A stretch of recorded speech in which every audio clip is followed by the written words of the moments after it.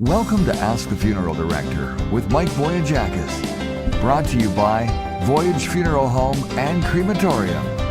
Now, here's your host. Good evening, everyone, and welcome to Ask the Funeral Director on this, the night before Hallows Eve. It's Ask the Funeral Director with Mike Voyajakis. He'll be in just a few minutes' time. We've got some excellent questions that we're going to get to tonight. That are probably going to, have to do with some spooky stuff. We've got some amazing videos as well that relate right here to home, and some other videos that are going to, capture your attention as to, what kind of casket you may purchase in the future as you think about your last moments on Earth. There's a lot more to come on Ask the Funeral Director with Mike Voyajakis right after this. At the Cork and Flame, we're always cooking and ready with the finest for all our customers any time of day or night. From breakfast brunch to lunch and dinner, steak and seafood to ribs and more. The Cork and Flame Fine Dining, always fresh with fabulous desserts and a narration of the urban landscape, plus a passion for quality food. Eat, drink, chill. Cork and Flame, 3106 Portage Avenue. There's no hurry, so sit back and relax.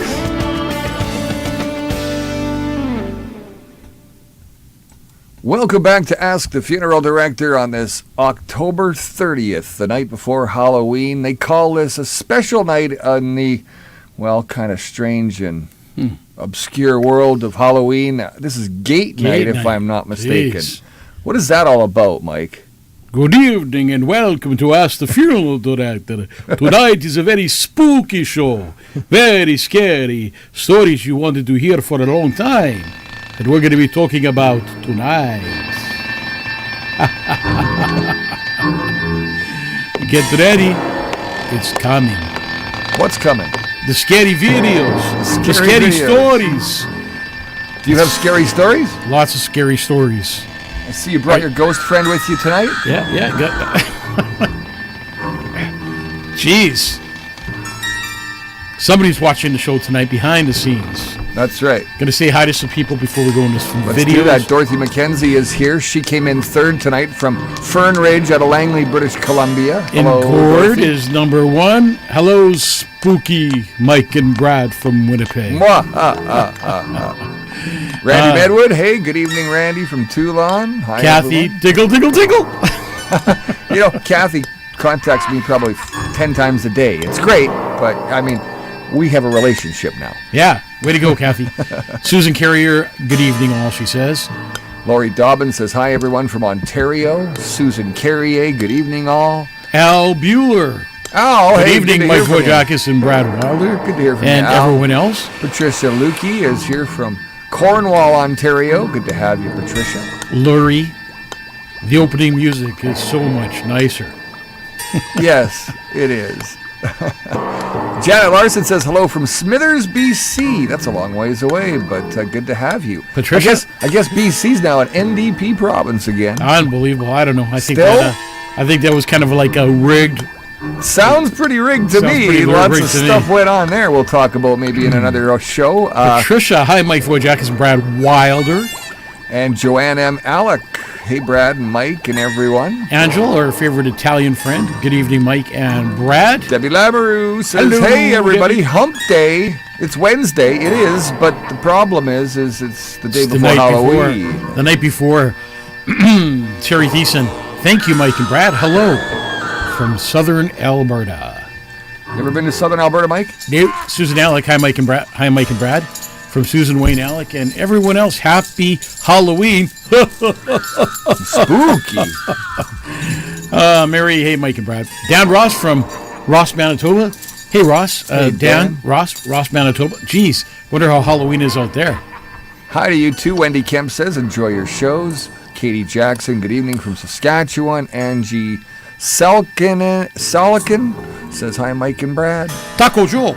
Who's Taco Joe? I haven't seen him on the show before. Edna's coming in from Victoria to say hello. Interesting. We got some really, really spooky videos, I guess you're going to say. Tonight's show is going to keep you on the edge of your seat. Everything from the questions to the background to the eyes that I can't seem to grab. Never find It's them. going to be one of those shows. Because it's Halloween the night before and we're not here on Halloween Day, we just want to have some fun with you tonight. So please like, share, and follow the show, especially tonight. Share the show. It's going to be a fun one. It will be fun. It will be lots of fun to come. Why don't we get into our first video tonight? Our first spooky video tonight, Mike. Steve Page, are you hanging on to your seat? This is going to make you hang out of your seat tonight. This is the fun one, though. This first It's a fun one. This is the fun one. We'll play the fun one first and make sure that we've got this all perfect here this time around. I'm all set if you are, Mike. I'm ready. Anytime you are, hit the fun one. And then we get into the scary ones. It's not just a casket. It's a revolutionary beverage cooler. It has triple foam cold cell insulation and patented T-latch lid locks. Is this to your satisfaction? It's perfect. The casket cooler from Liquid Death and Yeti. It'll keep your drinks ice cold for an eternity. Cheers! There's only one in existence. Bid on it now at liquiddeath.com/Yeti. There's only one in existence. What do you mean only one? We want more than You know one. what? I can make one of those caskets. Can you? And I can bring it home, and then Sharon will kick me out. She probably Sharon, would. come on. At parties, it would be fun. I'm a funeral director. We could put a casket out, put ice in it, and we could have a Voyage That's casket. right. That's right. We can have the void. Specially decorated with all your favorite drinks for that special night out on the patio. Gotta admit, that's a lot of fun right there. That would be a great gift for anybody this Christmas. Or What a cool idea. I mean, Yeti. Who else would think of something like that? Only one made. yeah, the only one. Which Would you put one of those caskets in? How would your wife be with that? She'd be okay? Sure. I mean, we could put it in where the couch goes upstairs. Steve Page says, perfect cooler for your party, Al Bueller. Oh, by the way, when is your party, Al Bueller? Because it's perfect time right now to have a bonfire. Sit around the bonfire, share some stories, have some fun. That only lasts until tomorrow, and then all of a sudden tomorrow it's going to snow, right? Yeah. I know, it always snows on Halloween. It always snows on Halloween. Let's get into the second video. Okay, you asked for it. Are you ready? Should we take the kids out of the room? Take the kids out of the room. No, we're kidding. Don't do that. Hide the mice. Canadian Beaver Explorer. Canadian Beaver Explorer. The What'd you 10 pick most here? haunted places in Manitoba. For those brave enough to venture into the spooky darkness, Manitoba has some scary places for you to explore. So if you're up for some paranormal activity or wanting to make your own Blair Witch Project, our province will keep you on your toes. Throughout Manitoba's history are a number of haunting ghost stories. Have you ever had that moment when you were bored in history class? Well, try being bored now. These dark, eerie historic sites will leave you spine-tingling. So if you're feeling brave enough, here are 10 haunted places you can visit in Manitoba. St. Norbert Monastery in St. Norbert. This former 19th century Trappist monastery is now an arts and cultural center. Vandals set the vacant chapel and monastery on fire, reducing its historic buildings to shells in 1983.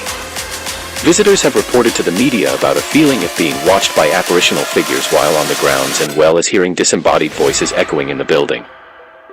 Manitoba Legislative Building in Winnipeg. This building was opened in 1919 unfinished and $7 million over budget. Even today, elevator shafts remain empty. The hallway to the right of the grand staircase is an area known for its paranormal activity. Ben, a 27-year veteran security guard at the legislature, had always felt out of place when he entered an office room on the second floor. One evening, several mediums informed him that in that office, the specters of 3 men have meetings every night. They asked that Ben would knock and stop interrupting their meeting. Ben now knocks every night. Another apparitional figure known to haunt this legislative is a man in a suit with a top hat often seen on the grand staircase. Burton Cummings Theatre in Winnipeg. The paranormal activities are spectral applauding from empty seats, 200-pound steel doors moving by themselves, disembodied voices and whispers, doors creak open and close, including the kicked out of a wedge of wood that was used to block a door open, dogs barking at invisible material and light anomalies. Elmwood Cemetery in Winnipeg. This cemetery has been reported by the city's residents to have a spectral toddler named Joseph, who died in 1912. He plays in the cemetery, and may be the reason for an unexplained fog that sometimes rolls through. Fort Garry Hotel in Winnipeg. The most notorious level of this hotel is the second floor, which locates room 202.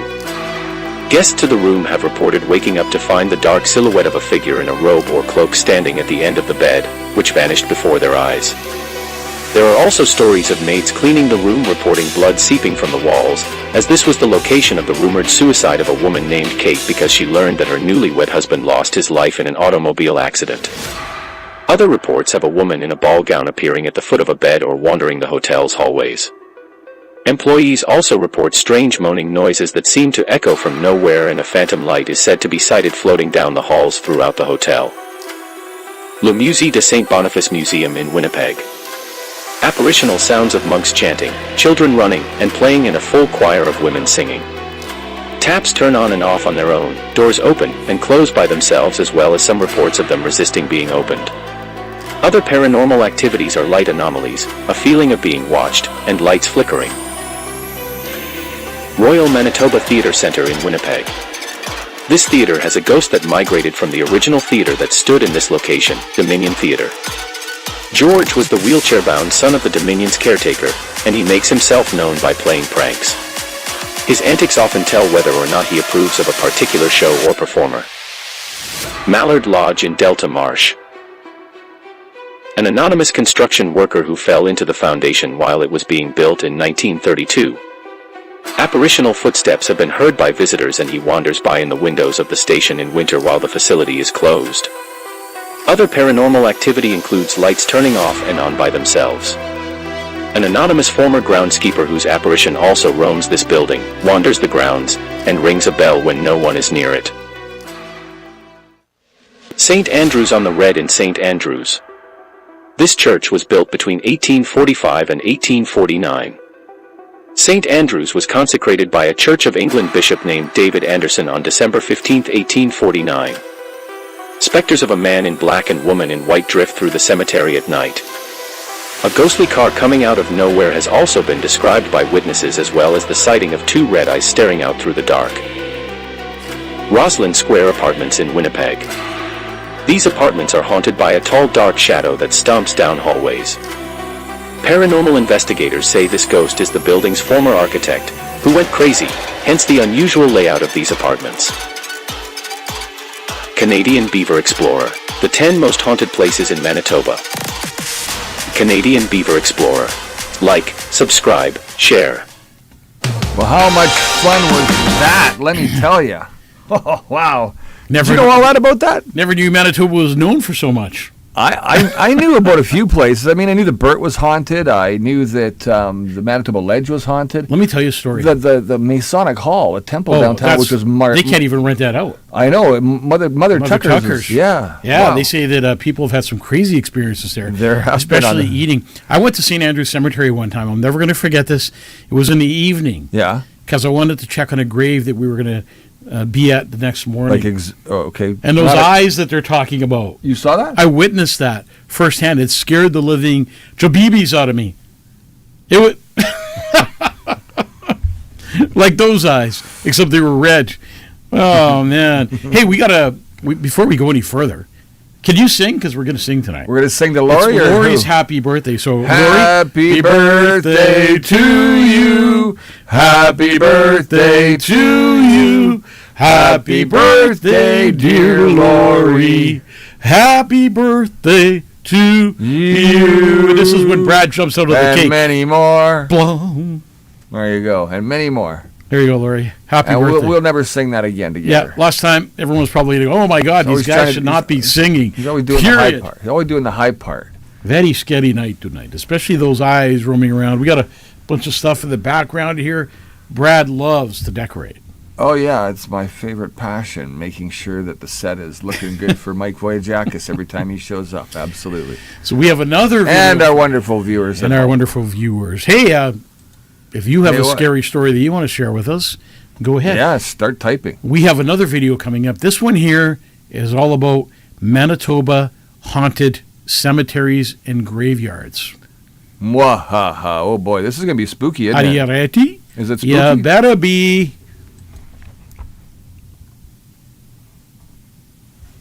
Podcast. Have you ever explored a cemetery to see if you can find any restless spirits? There are plenty in Manitoba. Our first stop is the St. Andrews on the Red Anglican Church graveyard in Selkirk, dating back to the mid-19th century. Legend speaks of a headless ghost, believed to be a soldier from the Red River Rebellion, who lost his life and quite literally his head in a grisly skirmish. Visitors report unexplainable cold spots, the sound of phantom footsteps, and even the eerie sight of the headless apparition wandering the graveyard in search of his missing head. Fast forward to the early 20th century, we find ourselves in the Nanette Sanatorium Cemetery, once a tuberculosis hospital. It's whispered that the spirits of former patients linger, unable to find peace. Disturbing tales of phantom coughs echoing in the silence, spectral figures seen in peripheral vision, and sudden chills have been shared by those brave enough to venture here. Moving on to the mid-20th century, the St. Norbert Monastery Cemetery has its own spectral resident. A monk who tragically took his own life is said to haunt the grounds. His mournful cries heard in the darkest hours of night, his shadowy figure often spotted near the tree where he met his tragic end. Our final destination brings us to the late 20th century, the Brookside Cemetery in Winnipeg. It's here that the spirit of a lady dressed in white, known as the Weeping Woman, is often sighted. She's seen wandering among the tombstones, her sorrowful wails permeating the quiet, her tears believed to be for a lost love buried within the cemetery. From the mid-19th century's headless soldier in Selkirk to the early 20th century's lingering spirits of Nanette Sanatorium, the mournful monk of St. Norbert Monastery, and the Weeping Woman of Brookside Cemetery, Manitoba's cemeteries and graveyards hold more than just the remains of the departed. They are home to tales of the supernatural, echoes of the past that continue to resonate in the present. These stories, whether true or simply the product of vivid imaginations, add a layer of intrigue to these final resting places. They remind us that sometimes, in the silence of a graveyard, you might just hear the whispers of its spectral residents. For more haunting stories, listen weekly to Giving Up the Ghost podcast. Oh, no, spread it out! Mom, hurry, hurry! Terry Good says, walk down Higgins and Main, you'll see many zombies. Unfortunately, that is a true story. Oh, here in man, how Winnipeg. true is that? I got to ask you a question, Brad. So, Yes. if you knew, for example, the Fort Garry Hotel Yeah. or Elmwood Cemetery or one of those other cemeteries, would you stay in one of those hotels? Absolutely, 100%. You would? Absolutely, Really? within a heartbeat. So then I'm going to set a bed aside for you one day and let you sleep in the morgue at the funeral home. yeah, okay. You would do it. Sure, why not? Well, that is going to be something we record and play on the show. You in a cot, sleeping in the morgue with a bunch of deceased people in there. Well, if that, there's going to be dead people in there. Of course. No, What's you a never morgue said without that. dead people? Well, it's different now. I want to isn't share it? a story with you. One night, I was embalming at the funeral home. Is this And a scary moment? No, it was my fourth embalming of the night, and I just lied back on one of these beds that we have that you put a casket on. So there's lots of room on there, and I lie back, and I literally fell asleep in the morgue with like 7 or 8 deceased people there, and it was so freaky because I just like fell asleep and then woke up, and it was so cold in that room. Yet it was warm, but it was so cold when I woke up, and it was such a freaky but yet peaceful experience. True story. Well, Lulu says I have to do it now. Mimi says, I've stayed at the Fort Garry. It was a good night's sleep. No, but have you stayed in that room? There's one specific room that's booked years in advance Yeah. because it happens in that room. It's like really freaky, just like right across the street from the funeral That's home. There's room a- 202. 202, that's right. That's Right 202. across the street from Voyage Funeral Home on Henderson. There's a building that's for sale again, Yeah. and that place is haunted. Is it? And Well, Al Bueller here says, hey, Mike Voyajakis, what about the ghost that lives in your West Winnipeg funeral home in the basement? Which basement is that? Kirkfield? Yeah, we do have things that happen at the funeral home that are really freaky. I know a painter was painting at the Westwood Funeral Home, which used to be Kirkfield United Church. Right. And the painter said that he was so freaked out working in there that he literally left all his equipment, walked out, didn't dry anything off. He didn't come back to work for like 3 days, Just and he would split, only come to work during the day when there was people there, because he said he got totally freaked out in that church. So you never know. You never know when you're, houses of worship, churches, funeral homes. There's got to be things that happen in these funeral homes that scare the heck out of you. And it's happened to me. It's happened to me. I can see that there would be things that would make you freak right out, Hamilton House. That's it, Debbie. It's the Hamilton House right across the street from the funeral home. It's changed ownership. Like, what the heck? Like 2 or 3 times already. And now Gags Unlimited is in there and it's back for sale. Again, almost like, what's that place called where the Mother Tucker's was? Yeah. The Masonic Temple. The Masonic Temple. That's like one of my friends owns that, and they just can't rent that place out because it's just that freaky. I think you should turn it into a funeral home now. Oh my God! You know what? I thought about doing that, but there was no parking there. That's the only thing. No, otherwise it would be an amazing funeral home. Can you imagine? I can't imagine. We'd have the best salad buffet bar ever. If you have any scary stories, put them in the comment section. We'd like to see them, maybe read them, tell people about them. But more important than that, we've got to put Al Bueller on the spot because he keeps promising this big bonfire in his backyard. Al, before the end of the show today, we want you to set a date. We want you to set a date and invite everyone, tell everyone where your address is. Otherwise, Steve Bage is going to do it. We're all going to show up and have an Ask the Funeral Director reunion in your backyard. 8th floor, Fort Garry Hotel, staff elevators haunted. There were closing doors. No one was there. Stuff like that. All kinds of fun. People ask all the time. One of the things closed at the funeral home. One of the things I think that is a reason for this happening here in Manitoba or Winnipeg specific is this is a very, very old city. It goes back to the 1800s, the 1700s, right? It goes back that far.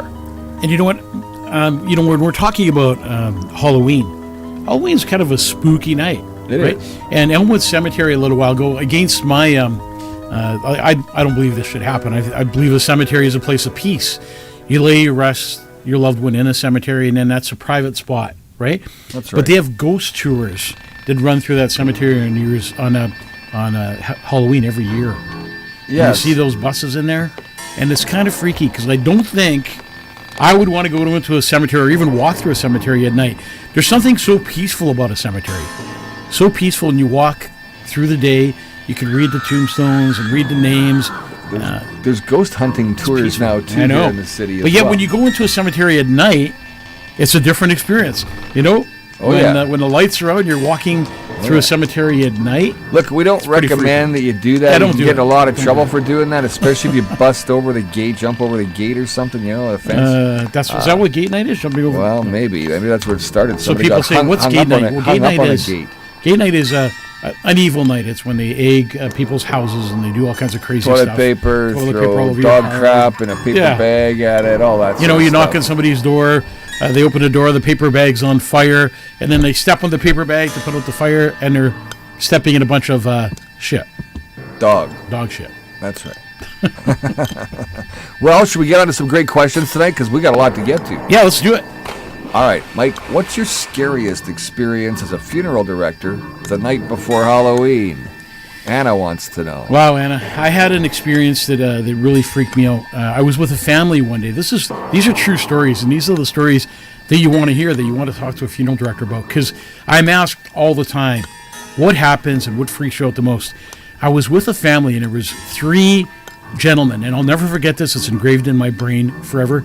Three people in the arrangement office in the chapel. We were sitting in the chapel in the family room, and their mom was in the casket to be viewed. Right. So as I started asking questions, one of the kids, not kids, they were like, 40 and up probably. One of them says, "Hey, my mom is in the room." Whoa. And I'm thinking, yeah, That she's freaked in the you out? room. She's right in the next room waiting to be viewed. And the second son says to me, "You don't believe my mom's in the room, do you?" And I said, Yep, I believe your mom's in the room. I truly believe she's here with you guys. And the third son says to me, my mom's going to show you she's in the room right now. And all the lights went out in the funeral home. And you can only imagine the power that we had. It was an old unemployment center at one time. So I got up and I said to these guys, I'm going to let you be with your mom, and I'm going to go turn the breaker back on.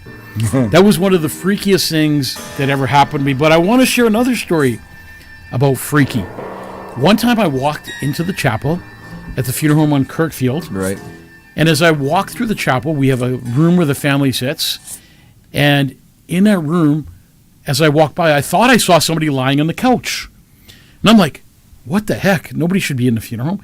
So I walked by, and I thought my mind was playing games with me. And I walked back, and sure enough, I thought I was looking at a ghost. There was something or someone lying on that couch. Really? So I walked closer to the person, and the person looked to be dead. And I said, hello? Hello? Nothing. So I decided to walk closer and poke the person. And as I poked him one or two times, he goes, hey, what are you doing? And I'm like, whoa, what the heck was that? This guy, I said to him, hey, you can't be in a funeral home. He goes, well, I came for a funeral, and I thought the funeral was at, 10 o'clock in the morning, and it was at 2 o'clock in the afternoon, so I thought I would just lie here and fall asleep for a bit. That was a freaky, freaky experience. True story. I could see that. How freaky is it to be amongst the dead on a Halloween night? Have you been in the morgue on a Halloween night or anything? I'm going to share another story with you. A lot of great stories tonight about things that have happened at the funeral home. So one night, one year, it was a gate night, as they call it. Late tonight, I went into the funeral home at about 5 after 12, midnight. And I went in there to take a deceased person into the funeral home. And then that person was going to be a traditional embalming. And I thought, you know what? I'm going to leave this one until morning. Because I just had an eerie feeling about being in the funeral home. And sometimes when you get that eerie feeling in the funeral home, and I'm getting shivers as I talk about this, you just say, I'm done for the night. I'll be back tomorrow. So I put the person stretcher beside the embalming table. Right. And in the morning, I'd be able to slide them on and do the embalming. And all of a sudden, I leave, and I come back in the morning, and the stretcher is lying on its side. Uh-oh. It fell over? The stretcher is lying on its side. It is impossible for a stretcher to fall over. 100% impossible. So I want you to know what you're like when you're in a stretcher. You're strapped down.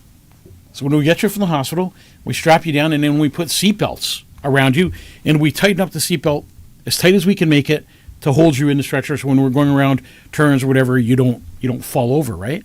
So until today, I still struggle every day to find out what happened to that stretcher and how it got over on its side. And yes, the person was in that stretcher on its side. There was no damage to the person's face or anything. And then I went to the cameras because I thought, I got to see what happened. And the cameras were off dead for 2 hours during that period. Is it a government-run facility? No. But that was pretty freaky. And you know what? There's a lot of stories about things that happen in funeral homes. And people always ask, is there anything weird that happens at a funeral home? Like doors slamming and water turning on and screaming. And another time, Sharon and my mom were working in a funeral home late at night, and they were doing catering for a family. Right. And all of a sudden, Sharon or my mom, I can't remember who phoned me, they said, hey, did you spray perfume upstairs? And I said, no. And the perfume smell was so strong in the upstairs room, the area where we have the reception area. The next morning, the family walked in, and they said, hey, that's my mom's perfume? That's my mom's perfume. Holy she wore cow. that all the time. And it was really freaky. And as soon as the service was over, the perfume smell disappeared. True story. Freaky, but it really happened. And sometimes you just got to go, things that make you go,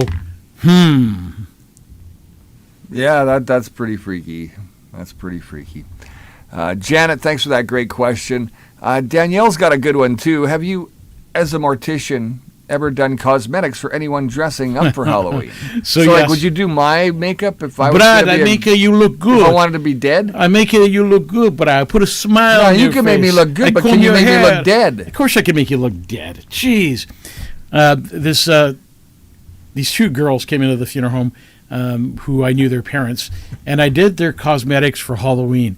And they wanted to look like they were all beaten up and banged up and maybe in a motor vehicle accident, whatever the case may be. And I spent I think 2 hours on each girl. And when I was done, I wish I had the pictures. They looked incredible. One of the girls won a prize. Well, you did mini JT behind you, didn't you, earlier tonight? JT, look what Grab I- him. where's Tell him, JT? 'cause nobody can see him. Yeah. Oh, he's falling over. Careful. So I worked on JT earlier today. Took care of that one eye. And took care of his eye, if you could tell. He had a sore, so we put a Band-Aid over it, and then I did cosmetics around him. Because he can only see out one eye. Now he looks so good. JT, this is the perfect show for you to be on. Somebody Here, said why don't you yes. ring the bell. We should ask him. I mean, the Bloc Québécois are saying that you're out. You're out, buddy. You could be done. You could be done. That would be great, but wouldn't Justin it? Trudeau says he's not leaving to go anywhere. Yeah, well, we'll see about that. I don't know. The Bloc is going to do some blocking here. I think He makes great Frankenstein makeup. The best. Mary Lou. I love the JT doll. Oh my Janet God, I love the Larson JT says. doll. You know what? It should be. I should have sewn his mouth shut. Yeah, there's that. It would only take me. I could do it as I'm talking, actually, and or I could have brought our staple gun and mouth closed. Wait, coming up in 2025, I'm going to bring out the CF doll. The CF doll. Christopher Freeland. Oh yeah. I'm going to get one of her next. JT, such a good doll. Great part of the Yeah, show. great thing to have. And Hey, don't Smack hurt around. JT. Look, you're making it a crime scene. Jeez. Oh, look now JT looks dead. sorry. Look. Oh, he rang the bell. Oh, what's this now? Brad's got something else wait, wait. going on.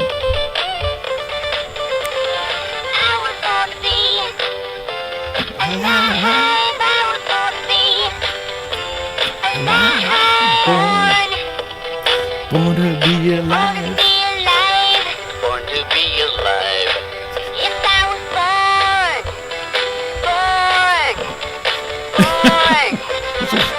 Eyes. Born to be alive. Where'd they go, those things? Oh, I just got them. Jeez. You're trying to ring the bell here. I broke my There, bell. there you go. All right, next question. Oh, wait, Al Bueller. We're still waiting for you to reply. Notice Al just disappeared because now he's got to put his money where his mouth is. That's it. We're waiting for a date. We're waiting for an address. We're waiting for everything. Come on, Al. Step up to the plate, buddy. Brenda's got a two-part question for question number 4 tonight. What's your view about Halloween? And do you handle candy or do you hand out candy to trick-or-treaters on the most spookiest day of the year? So I think I got to put JT in a casket here. Just kind of. Yeah, we should make one for him. This is how we carry people into a casket. Just kind of. Oh, he fell. Oh, he banged his head against the mic now. Keeps smacking himself with the mic. Okay, so my view on Halloween is it's kind of funny. My true view on Halloween. Sharon and I have it out on about this all the time. You don't believe in Halloween. You think it's really evil. Well, I think some of the things that happen are evil because some people take Halloween to the next level. You know, satanic churches, all the things that happen, people putting, razors and apples, people trying to do harm to other people, which makes Halloween very evil. Some people spend more time on Halloween decorations than they do for Christmas, which is a really important holiday. So my view on Halloween is don't take it too serious. Have fun. It's just a day where you can dress up and be who you've always wanted to be just for that one day. But Halloween's a little freaky for me, a little on the scary side, a little on, I don't know if I want to do this. And more kids are not sending out their Halloween. Hey, look, Daryl Inkster's on the show. Hey, boys, what's Daryl dressed up as? I don't know. Last time I saw him dressed up, he was wearing a tutu. Daryl, what are you A wearing pink at home, tutu. Daryl? You can tell us all. But do we Sorry, hand out- Daryl. Do we? I'm making fun of you, right, Daryl. It's just a fun show tonight. We're nothing serious tonight. You know, people ask all the time if we hand out candies at Halloween, and there's just a freaky thing about funeral homes and Halloween, right? And we don't hand out candies. As a matter of fact, we. Hey, Josh had a great idea. Where's Josh? I don't know. He's not here, but I was talking to him That's earlier. fine. I talked to him earlier today. Did you? I said, Josh, why haven't we done the ultimate haunted house at, like, say, I don't know, how about Kirkfield Westwood? Yeah, no, you're not going to be doing any haunted houses at the funeral. No, There's this thing about it that replying to Al Bueller on the Broken Head River. Oh, I guess he must be in Bossier on the Broken Head How about River. you finish the question? Why wouldn't you ever do it at your Kirkfield I just Westwood don't location? feel, you know what? In my heart, I think a funeral home is a place of peace. It's where people bring their loved ones. It's not really a place to play games. Well, that's what I think. Halloween That's what parties and I stuff think like too. that. I think that's why Heebie-Jeebies was I created. think right? Halloween is like a satanic night. What do you think about Heebie-Jeebies? I mean, it's a fun thing. People go in there to. The kids go in there to What get is it scared about and have people that some want to fun, be right? scared till they almost poop their pants? You know. I've been to some amazing ones in Calgary. Like, we're talking 140,000 square feet of nothing but haunted house. Yeah, it's cool if you do it somewhere totally else, but cool. I think at a funeral home it's disrespectful, and I don't think people would really appreciate the fact that you're doing, just like I don't appreciate the fact that they are having GT just won't stay up. Just like I don't appreciate the fact that they're having Halloween tours in cemeteries. I don't think that's the place. Just let him fall off the table. He'll be fine. Okay, JT, you're going down. It's just like being in the house. Just like being in the house. Yeah, so that's what my thought is, and we definitely wouldn't be handing out Halloween Now- candies or anything like Now, that. if I was to ask you this next question, which, again, Jenny wants me to ask, I would say I could answer it just by thinking, I would suggest that this would be the one if it was me answering your question. Wasn't, like, the crematorium The crematorium in ghost. Ghost. We still don't know what that Selkirk? was till today, and there's a lot of strange things that happen at a funeral home. So what's the strangest thing, then, that's ever happened to you working at a funeral home? The strangest thing working Strangest. at a funeral home would be. This is a freaky story. I was working. I was working in a funeral home and bombing an individual. Behind the funeral home morgue is the elevator. And as I was just about to cut into that person, first incision, all of a sudden the lights go out in the morgue, and then I hear the elevator going up. Uh-oh. And it was like, oh my God, is somebody in the funeral home with me? So I turn on the lights, turn the radio back on, because I always have a stereo on when I'm embalming, because it just keeps all those noises out of your head. And I walk over to the elevator, and I push the button, which was really freaky because I thought somebody was in there.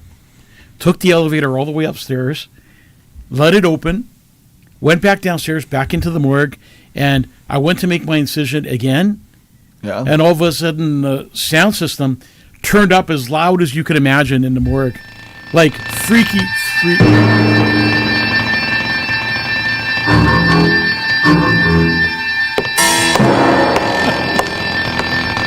I can only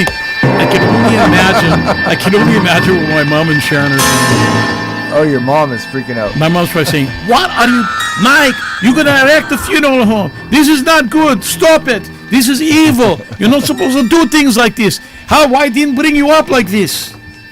And when I go home, my wife Sharon will just be shaking under her head. Yeah, I thought you didn't. I thought you weren't. I was gonna dress up in a costume, and so was Brad. And we decided not to, but we're having fun now. Must remain as professional. Anyway, so as I was finishing my embalming, that elevator went up again, and I took off my gloves, and I went, this is going to have to wait till tomorrow. And you know what? There's just a freaky feeling you get sometimes when you think somebody's watching you. Somebody's watching me. Like... The government? Looking over your shoulder Hey, all look, the that time? bell just rang again. He Come on. He knows how to say F you. All right, so listen, Lori says, hey, do you or Josh ever go trick-or-treating?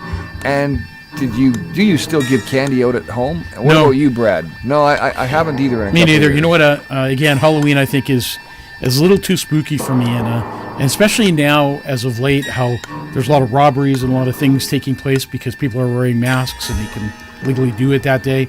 And I think it's kind of freaky to be handling. You don't know who you're letting into your door and all that kind of stuff. So I don't hand out candies for Halloween. And yeah, you know, Daryl says, "You're not wearing costumes? Holes?" Well, we're wearing pants. Oh, shit. Scary. We're wearing Brad's a pants. funeral director tonight. Yeah, I'm a funeral director tonight. That's right. Now, if ghosts really do exist, do you think they attend their own funerals? That's a good question. So Lisa I'd like to wants hear to know. your comments on this. The ghosts attend their own funeral, meaning maybe not ghosts, but the spirits. The spirits attend their own funerals. And sometimes I think they do. Some pretty weird things happen at funerals. And people say, "Oh, that was my loved one." They like to play games like that, you know? Yeah, I kind of wonder that myself. I kind of wonder, are people sitting there at their own funerals? You know, taking part of everything? I mean, their spirits? I wondered that once on a funeral we did about a month and a half ago. I'm not going to bring up which one, but it was somebody had said that exact thing. That's exactly the way my mom will go out. Yeah, you know, and sometimes, you know, with a music will cut out or something will play that wasn't supposed to play, and they'll go, "Oh, that was great. That's exactly what Mom just would won't do." play at all. Yeah, or it won't play at all, and there's, you know, doors closing, people screaming, Computer blah, blah, locking blah. up. Just there's things that, oh, you know, the weirdest thing that ever happened to me. I got to tell you this. So one day, we have people coming in from the jails all the time. Oh, right? yeah. And, you know, in comes the guards with a prisoner who's in handcuffs. So I went into the family room.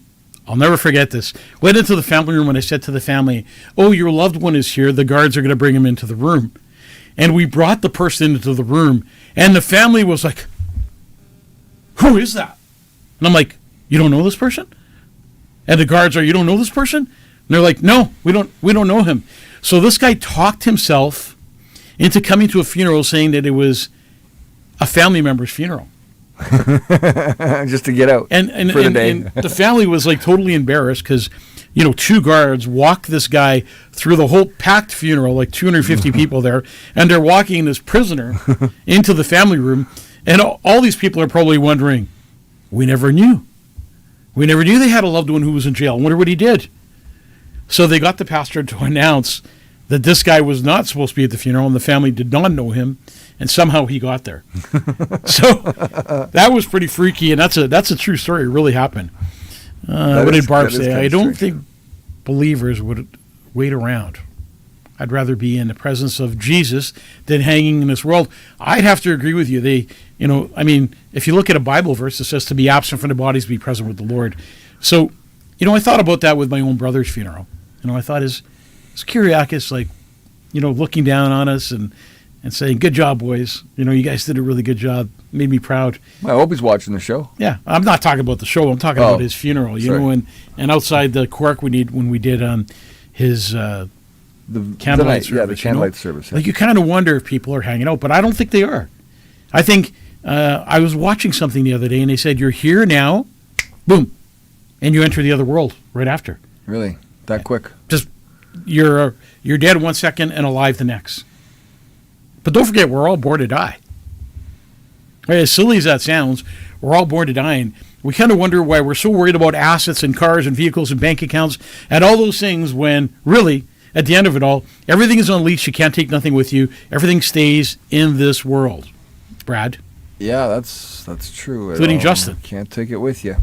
Have you ever planned a Halloween funeral for a family? If yes, what did it look like? So we did Amanda one says. Halloween funeral, and then I refused to do funerals on Halloween at the funeral home again, especially. So they had a funeral. So I'm off tomorrow? Oh, you're not working tomorrow. Sorry. Okay. Just so making we sure. did a funeral where everybody was asked to dress up Right. on Halloween. So the person was in a casket, and believe it or not, they dressed him up. I'm not going to say what they dressed him up as because I don't want to give it away. But all the guests, there was about 150 of them, were all dressed up, and there was pumpkins all over the place and candles and all that kind of stuff. It was an evening service, and it just left this, play that music, because it just left a freaky feeling in your heart. And when you left the funeral home, you didn't want to leave alone. I bet. It was crazy. That's spooky. No more Halloween funerals for me unless they're during the day and they don't bring all these things. So listen, have you ever had a body or a casket, say, move on its own? Or is it just a myth? Suzanne says. Another Suzanne. story again. Another freaky thing happened to me. When I was training to be a funeral director, Right. one of these guys I was working with played a practical joke on me. And I said to him, well, how do you close the casket properly? And he said, well, you put your hand on the person's chest, you reach over, you push the lever back, and then you pull down the casket. So as I placed the lid. Yeah. As I placed my hand on this person's chest, all I heard was, "Arrgh!"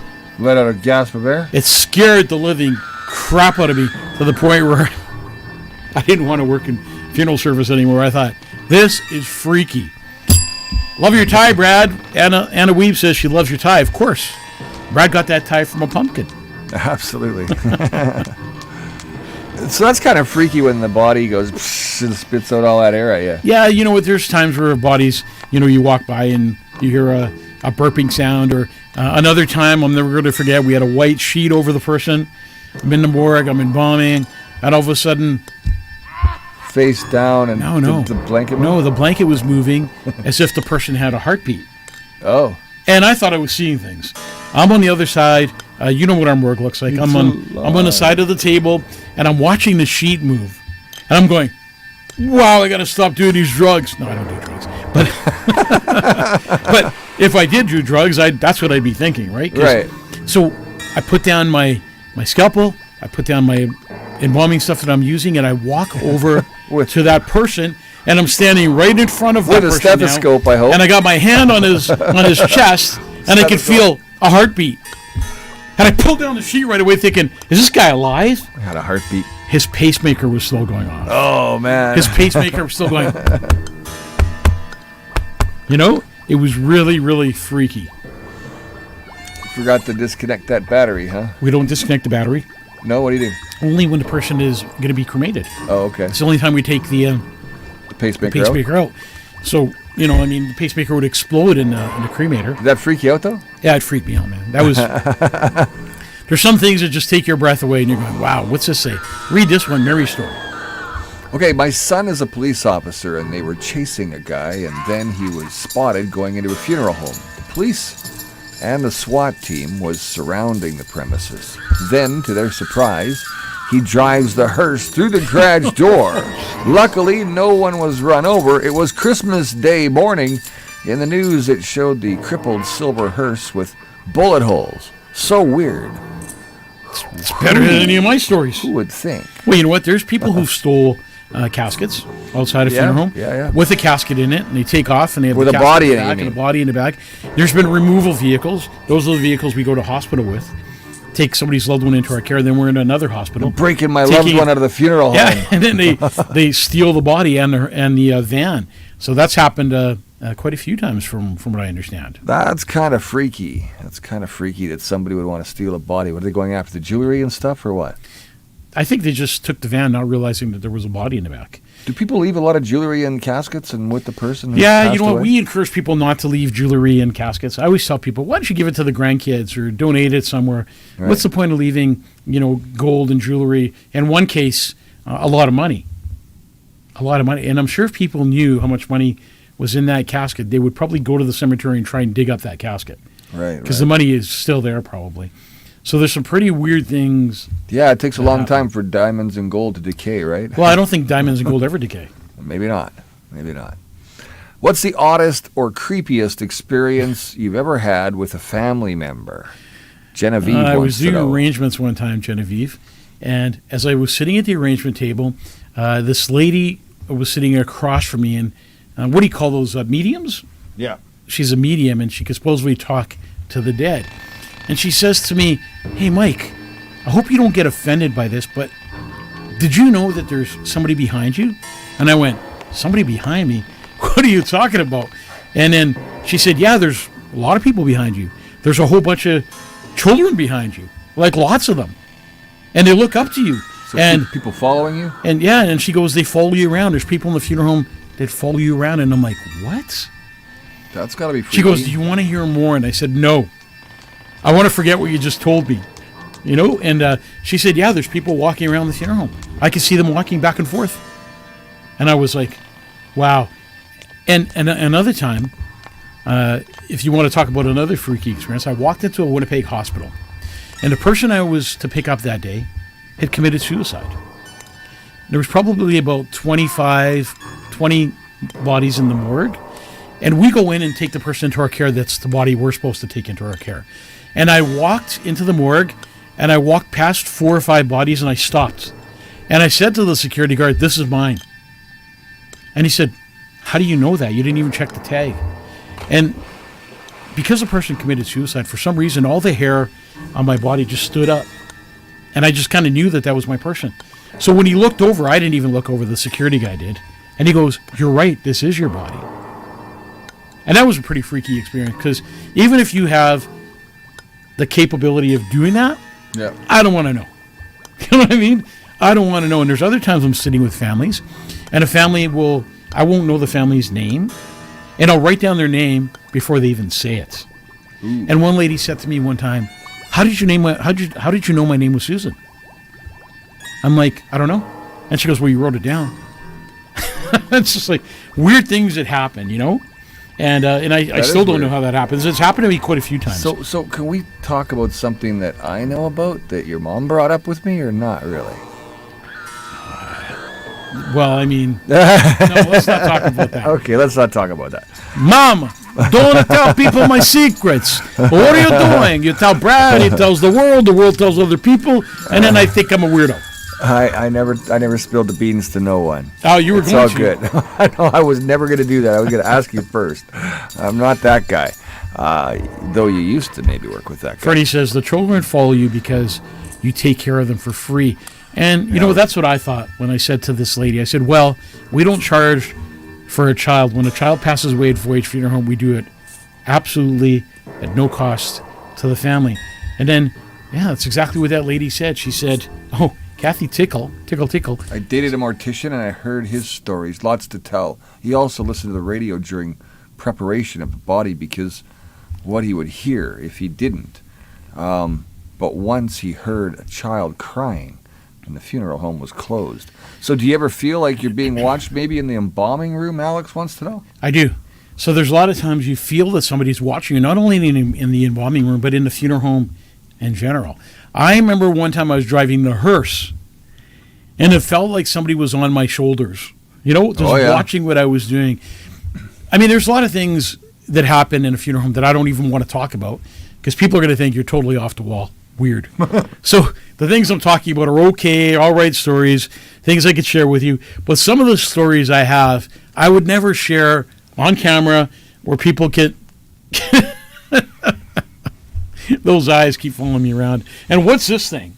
I have no idea. Jeez. Some of those stories you just can't share. No, that's right, you can't. And, you know, people put all kinds of things in caskets, right? Like smokes, Vodka. money, vodka, all kinds of things so they can say, well, the person on the other end will have these things. Well, didn't you have with somebody them. who requested a gold casket recently? Yeah. So there was a guy that that I knew very well from the Greek Orthodox Church. And he would always talk to me about death. Always talk to me about death. Mike, when I die, this is what I want. So, okay, Mike, what did you want? He says, okay, when I die, I want you to put $20 in the casket, Yeah. 1 pack of smokes, and a gold casket. Has to be a gold casket, eh? Has to be a gold casket. So he died. The family had pre-planned his funeral. So I put a pack of smokes in there. I put $20 in there. And I got him a gold-colored casket. Yeah, good. Well, That's good. I gave him all 3 things he wanted. It was gold. It was gold, yeah. And you know what? Yeah. Some people laughed about the story because, you know, as a funeral director, you want to follow through with people's final wishes. That's right. Whatever they may be. And somebody who's a friend, I mean. Yeah, he was a friend, and I remember him talking to me. And it's really weird when you're picking up a friend from a hospital, right? Oh, yeah. Because you always hear them talking to you. Or, you know, when you're embalming somebody that you know, you always hear them talking to you as you're embalming. Don't do that. Don't make me look like that. No, do this. That goes through your brain, all the time. Wow. And, you know, as a funeral director, I don't watch scary movies anymore. No? Like Sharon will say, do you want to watch a scary movie? No. No. Because you know what? You're in the funeral home afterwards. You know, a lot of times you got to walk in by yourself. Yeah, there's a morgue. And There's morgues, there's people, there's a lot of dead people at the funeral home. And some things just kind of freak you out.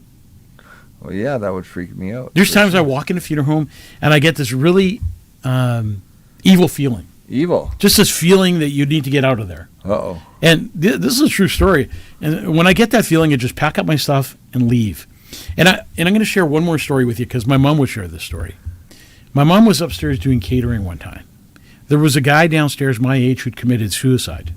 Oh. So I'd left for the day from the funeral home, and my mom continued doing catering upstairs.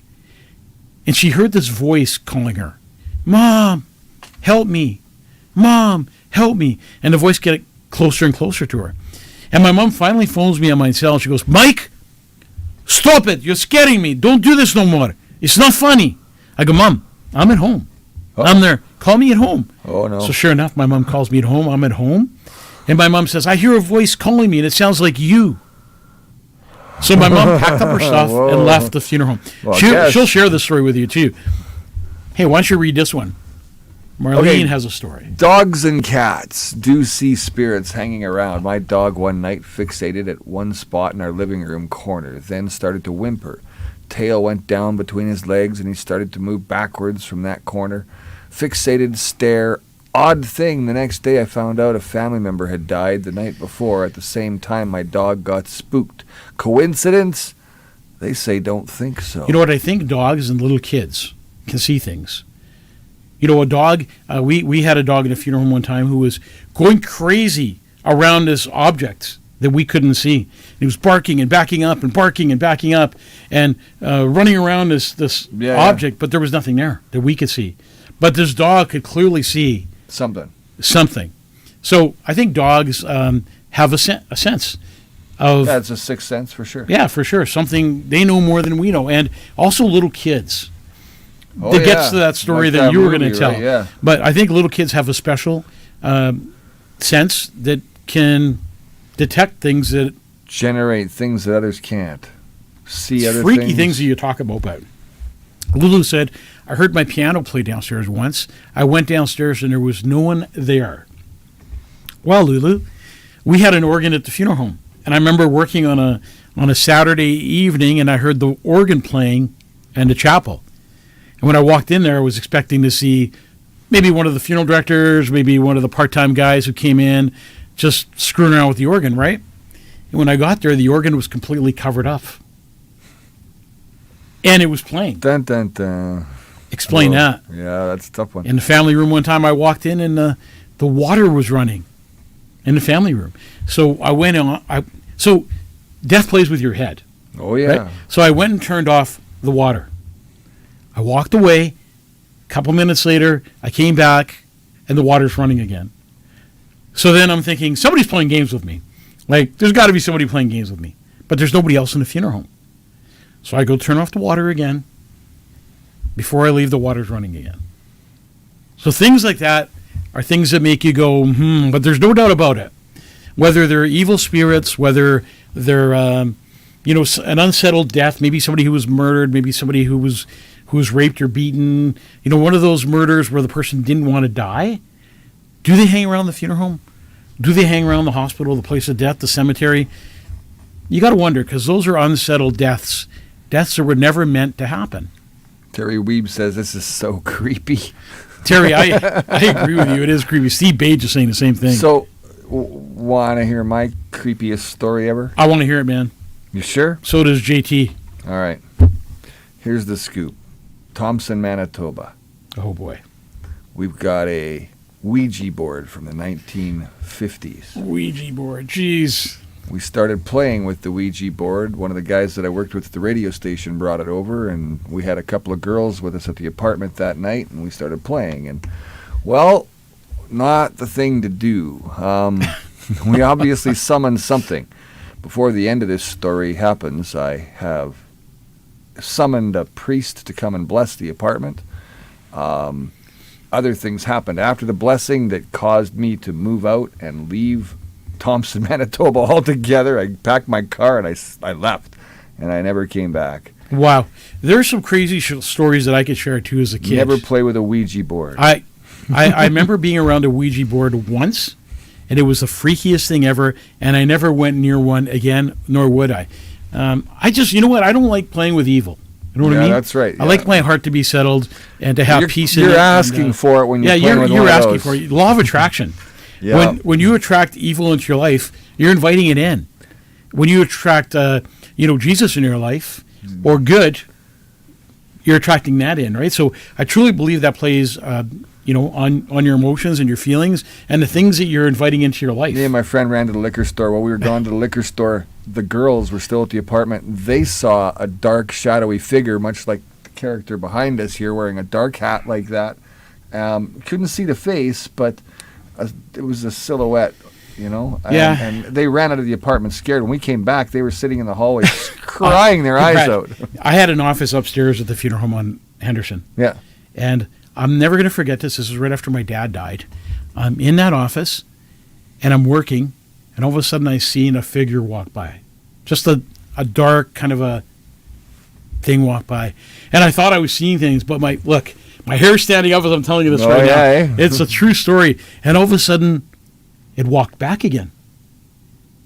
Back and forth, and I was like freaked right out. I didn't even want to leave that office. Yeah. I shut the door and I turned on the lights and I'm like, I got to get out of here. Trippy. And I'm never going to forget the day later I moved my office downstairs. Yeah. I didn't want to. There's just something about things that happen in a funeral home that make you go, Now that wasn't always a funeral home. No, but that was an unemployment center. But I guess because the amount of deceased people. bank.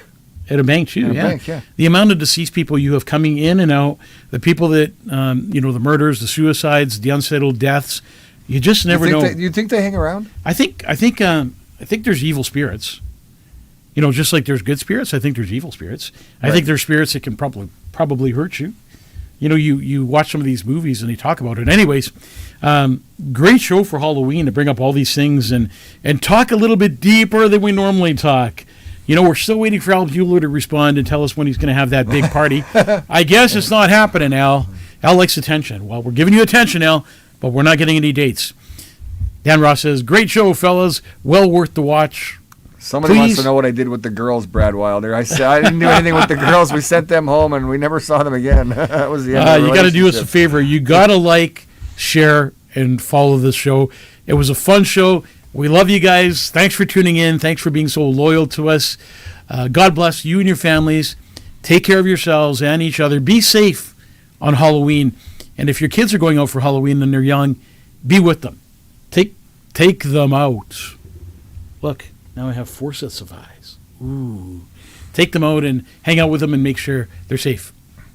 Thanks, Brad, Thank you, Mike. for a great set and being a great host that you are. Good night, everybody. Good night. Take care of yourselves.